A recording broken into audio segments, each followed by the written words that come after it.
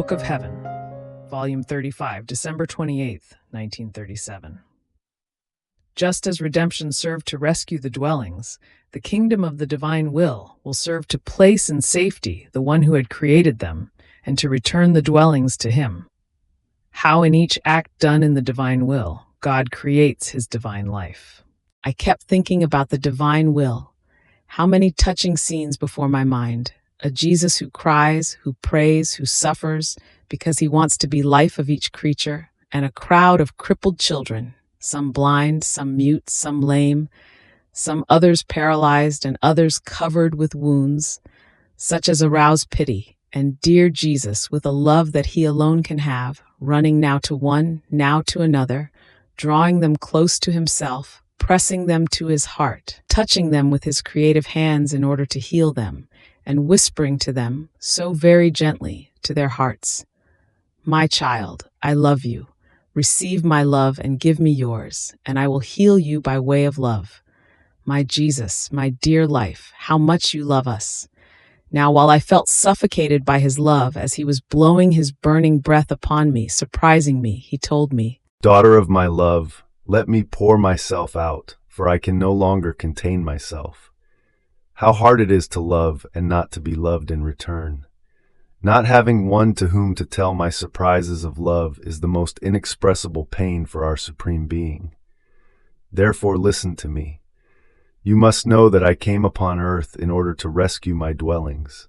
Man is my dwelling, which I had formed with so much love, and in which, to make it worthy of me, my power and the creative art of my wisdom had concurred. This dwelling was a prodigy of our love and of our divine hands.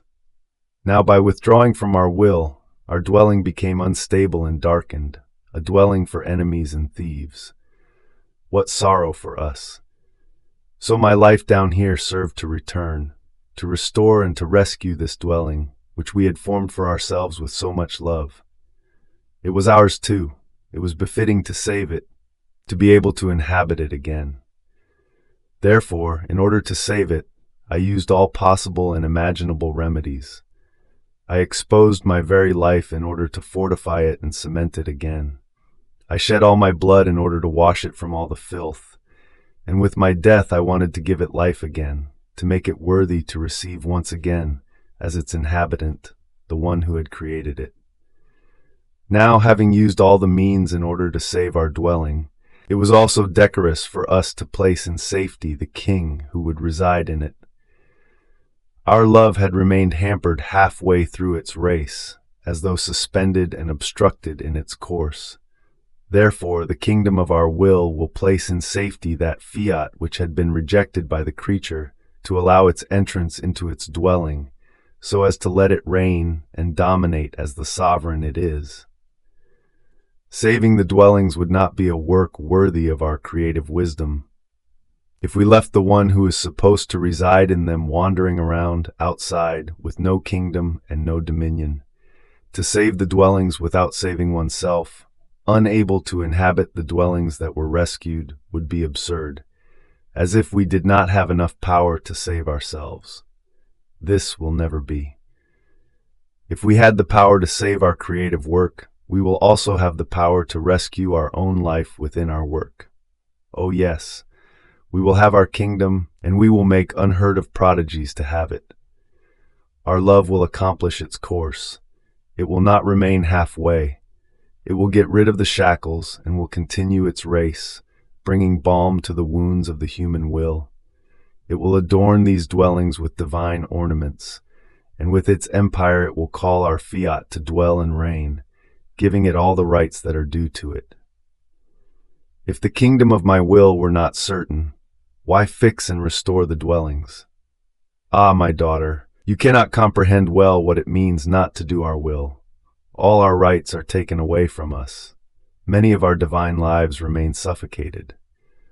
Our love was and is so great that in each act of the creature we wanted to create ourselves in order to be loved, to be known, and to have a continuous exchange of life between us and the creatures. But it is impossible to do this without our will. It alone has the power and the virtue of adapting the creature to receive our divine life and to put our love on the way, so as to multiply us in the act of the creature. You must know that in each act she does in our will, an irresistible force calls us, and we look at her, we reflect ourselves in her, and with irresistible love we create our life.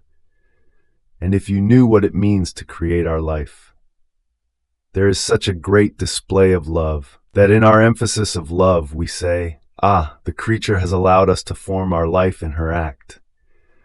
We feel the equality with our love, sanctity, and glory, and we anxiously await the continuous repetition of her acts in our will in order to repeat our life, to have, in her act, ourselves loving and glorifying ourselves. Only then do we fulfill the true purpose of the creation, that everything would serve us. Even the littlest act of the creature serves to repeat our life and to make a display of our love. Therefore, the living in our volition will be everything for us and everything for the creature. Fiat.